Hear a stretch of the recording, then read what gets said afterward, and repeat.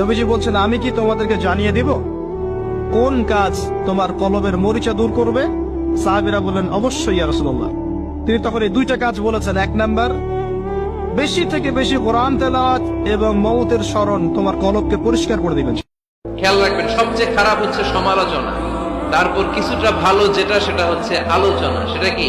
আলোচনা। সবচেয়ে ভালো হচ্ছে আত্মসমালোচনা। সবচেয়ে ভালো কি? তাহলে তিনটা বললাম। এক হচ্ছে সমালোচনা, আমরা করব না, আমরা করব আলোচনা, আর সবচেয়ে বেশি করব আত্মসমালোচনা, সেলফ ক্রিটিসিজম। রাতে ঘুমানোর আগে একটু ভাববেন, কি কি ভুল করলাম, কাকে কাকে কষ্ট দিলাম, কি কি অন্যায় আজকে আমার দ্বারা হলো। কালকের দিনটা যেন আমার আজকের দিনের চেয়ে ভালো হয়।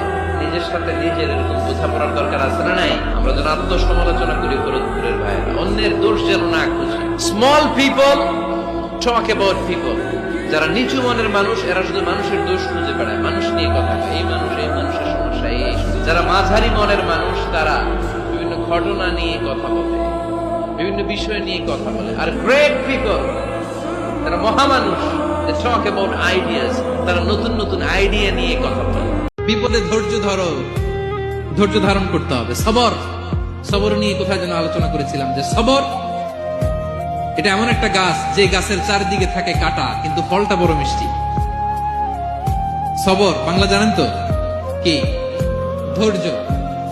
ধৈর্য এমন একটা গাছ যে গাছের চারিদিকে কাটা, কিন্তু ফলটা মিষ্টি, সুস্বাদু। ওই সুস্বাদু ফল খেতে হলে এই কাটাগুলো সহ্য করতে হবে। ধৈর্য। আমাদের বোনরা অনেক সময় একসাথে বসলে পেটের কথা, পিঠের কথা সব বলে ফেলায়, আছে না নাই? না বোনেরা, সব শেয়ার করলেও আপনাদের দাম্পত্য জীবনের কোনো কথা কখনো কারোর সাথে শেয়ার করতে পারবেন না। 3 কুল পড়ে ঘুমাবেন। 3 কুলের মধ্যে একটা সূরা ইখলাস, একটা সূরা ফালাক, একটা সূরা নাস। কি হবে এটা পড়লে? নবী সাল্লাল্লাহু আলাইহি ওয়াসাল্লাম বলেন, দৃশ্য ও অদৃশ্য, মানে যা দেখা যায়, যা দেখা যায় না, এই দৃশ্য অদৃশ্যের জগতের কোনো ক্ষতি তাকে স্পর্শ করবে না। কথা যে বলবে সকালে 7 বার, সন্ধ্যায় 7 বার, দুনিয়া আখিরাতের যে কোনো প্রয়োজন আল্লাহ পাক পূরণ করে দিবেন ইনশাআল্লাহ।